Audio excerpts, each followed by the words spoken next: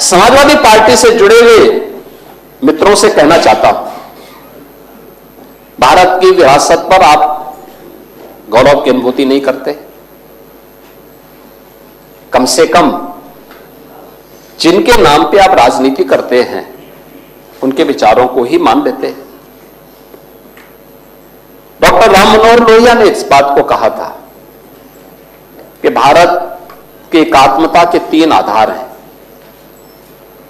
श्री राम, श्री कृष्ण और शिव शंकर, भगवान शिव।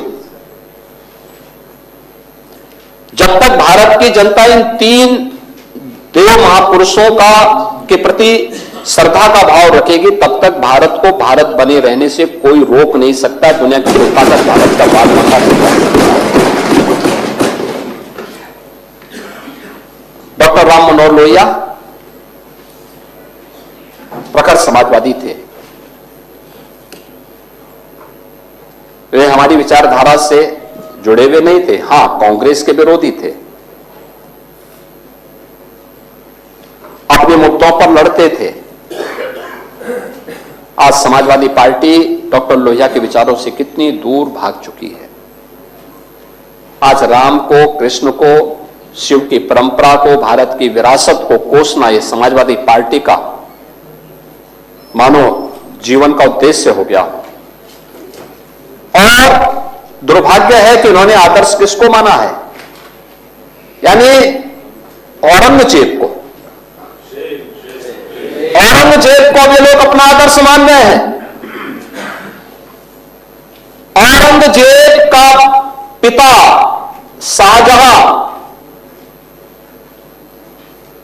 अपनी जीवनी में लिखता है, अपनी आत्मकथा में लिखता है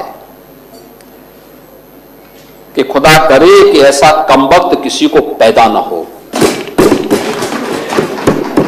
उसने आगरा के किले में अपने बाप को कैद करके रखा, एक एक बूंद पानी के लिए तरसाया। और अगर इनको औरंगजेब पर गौरव की अनुभूति होती है तो ये लोग कम से कम पटना की खुदाबख्त लाइब्रेरी में जाकर के एक बार शाहजहां की ही जीवनी को पढ़ लें, देख लें, उसकी पीड़ा को देखें।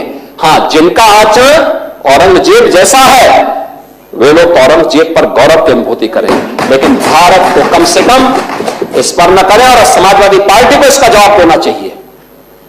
भारत की आस्था पर प्रहार करने वाला दुर्दांत,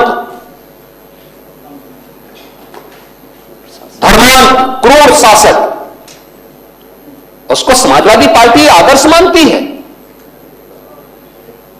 जो भारत को रोकने के लिए आया था, जजिया कर लगा रहा था, भारत का इस्लामीकरण कर रहा था। कोई सभ्य मुसलमान भी अपने पुत्र का नाम औरंगजेब नहीं रखता, क्योंकि इसे मालूम है यथा नाम तथा काम। अगर ऐसा नाम रखेंगे तो फिर एक एक बूंद पानी के लिए तरसना पड़ेगा। और शाहजहां ने भी अपनी जीवनी में लिखा है, उन्होंने कहा है कि औरंगजेब को कोसते हुए उसने लिखा कि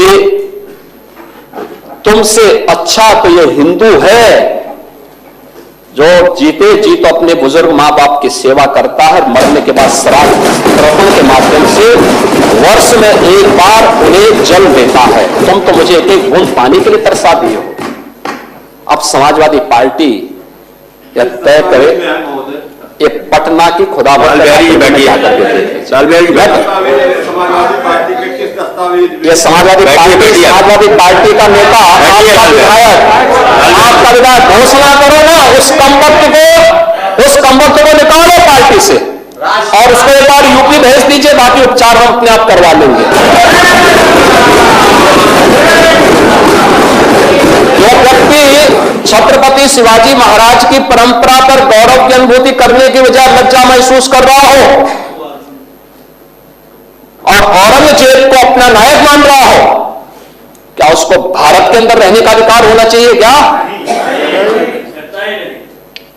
और समाजवादी पार्टी को इसका जवाब देना चाहिए। एक तरफ आप कुंभ को कोसते रहे और दूसरी तरफ औरंगजेब जैसे दुष्ट और क्रूर धर्मांध मंदिरों को तोड़ने वाले व्यक्ति को, भारत की आस्था को निर्बलता के साथ रौंदने का कार्य करने वाले व्यक्ति को महिमामंडन करते हो? आखिर कौन सी नस ऐसी आपकी दबी हुई है कि आप लोग अपने उस व्यक्ति पर, उस विधायक पर नियंत्रण नहीं कर पा रहे हैं? और इसीलिए मैं कहना चाहता हूं कि व्यक्ति के विचार अलग हो सकते हैं, मानव खंडन क्यों नहीं समाजवादी पार्टी है? समाजवादी पार्टी खंडन करे इसका। लाल बिहारी सुनिए, समाजवादी पार्टी को, लाल बिहारी समाजवादी पार्टी को इसका खंडन करना चाहिए।